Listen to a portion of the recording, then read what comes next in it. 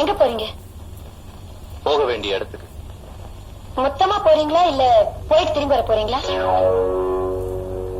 நான் எதுக்கு சொல்றேன்னா, நீங்க திரும்பி வரதா இருந்தா நானும் உங்க கூடவே சந்தோஷமா வரேன். இல்ல மொத்தமா அங்கேயே போறதா இருந்தா எனக்கு கொஞ்சம் பேசணும். பணத்தை காரணம் காட்டிதானே அங்கிருந்து பிரிஞ்சு வந்தீங்க. அதே பணத்துக்குள்ள நம்மளால செலவு அடக்க முடியல. இப்போ மறுபடியும் அங்க போனீங்கன்னா போற இடத்துல உங்களுக்கு மரியாதை கிடைக்குமா? மாமாவும் அத்தையும் உங்களோட வயசுல தெரியும். அவங்க உங்களை 1000 சொல்லலாம். அதை பத்தி நான் கவலைப்பட மாட்டேன். மறுபடியும் நீங்க அங்க போனீங்கன்னா அங்க உங்க தம்பிங்க இருக்காங்க, வாழ வந்த ஒரு பொண்ணு இருக்கு. அவங்க ஏதாவது சொல்லிட்டாங்கன்னா உங்களை எனக்கு தாங்க முடியாதுங்க. என்னம்மா என்னம்மா என்ன பேசுற நீ? வெள்ள திறந்து வரும்போது பானை உடைச்சிடாத. இது ஏற்கனவே உடைச்ச பானை கண்ணம்மா.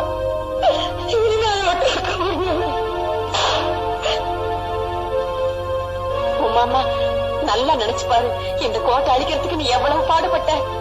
கோட்டை அழிக்கிறதுக்கு நான் பாடுபடவே இல்லை கண்ணம்மா. மனசுல ஏற்பட்ட விரிசல் சேரணுங்கிறதுக்காக தான் நான் பாடுபட்டேன். மறுபடியும் எல்லாரும் இந்த வீட்டுல ஒன்னா சேர்ந்து வாழணும். ஒரே வீட்டுல இருக்கிறோம், ஒருத்தருக்கு ஒருத்தர் நல்லபடியா மாவும் கொடுத்து பேசணுங்க நான் ஆசைப்பட்டேன்.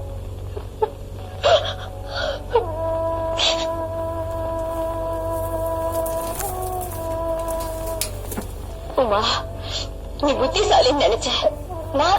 நான் புத்திசாலியா? அத்தை ஐயோ அத்தை, நான் என்ன தப்பு பண்ணேன்? அவர் பண்ண தப்புக்கே எல்லாருமே என்ன பழி வாங்குறீங்க? குழந்தை பெத்துட்டு முதல்ல இந்த வீட்டு வாசல் வந்து நின்ன போது அந்த குழந்தைக்கு ஆரத்தி எடுக்கிறதுக்கு கூட நீங்க வரலையே. உங்களால முடியலன்னு அந்த கண்ண மாட்ட சொல்லி இருந்தா அவசியப்பா இல்ல. நான் என்ன ஏழத்தை பெத்துட்டேன்? இந்த வீட்டுக்கு மூத்த தலைச்சம் பேர குழந்தை பெத்துட்டு வந்து நின்னு எல்லாருமே சேர்ந்து ஒதுக்கிட்டீங்களே. அப்படி இப்படின்னு நான் 1000 கேட்டிருக்கணுமே. எனக்கெல்லாம் புத்திசாலித்தனம் போராட்டத்தை.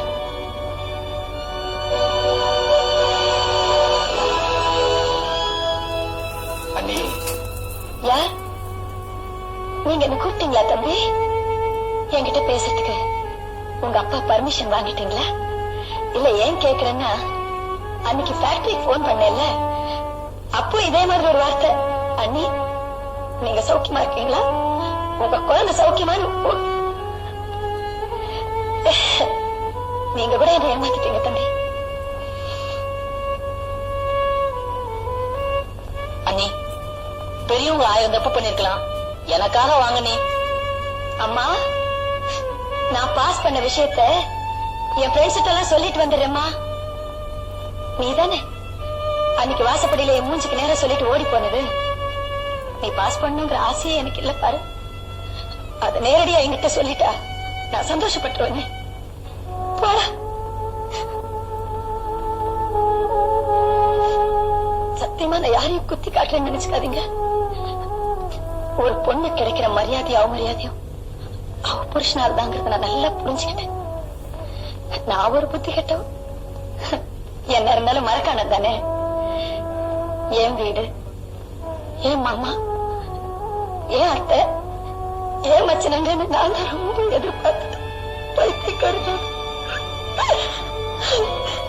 பைத்தியக்காரியாவே இருந்து. கூட்டு குடும்பங்கிறது ஒரு நல்ல பூ மாதிரி.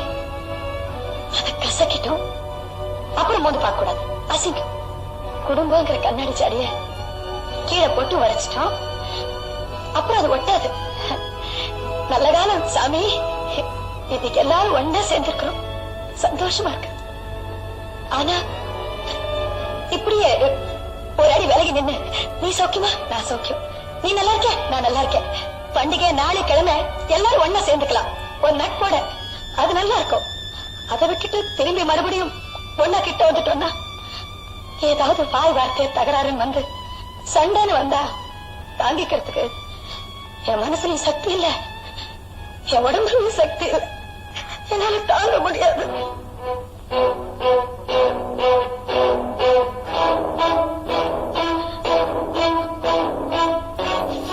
இதுதான் உன் முடிவா உமா?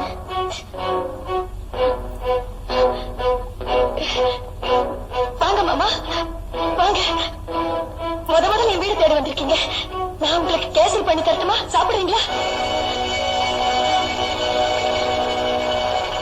மாமா கடமையே ஒரு குறையும் இல்லாம செஞ்சுட்டேன் நினைக்கிறேன். நீங்க சொன்ன மாதிரி அது நல்லதுதான். தனியா போறது ஒரு விதத்துல நல்லதுதான்.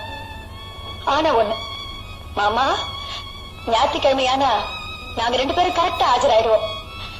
என்னால 6 நாளும் உங்களை எல்லாம் பார்க்காம இருக்க முடியாது. ரொம்ப கஷ்டம்.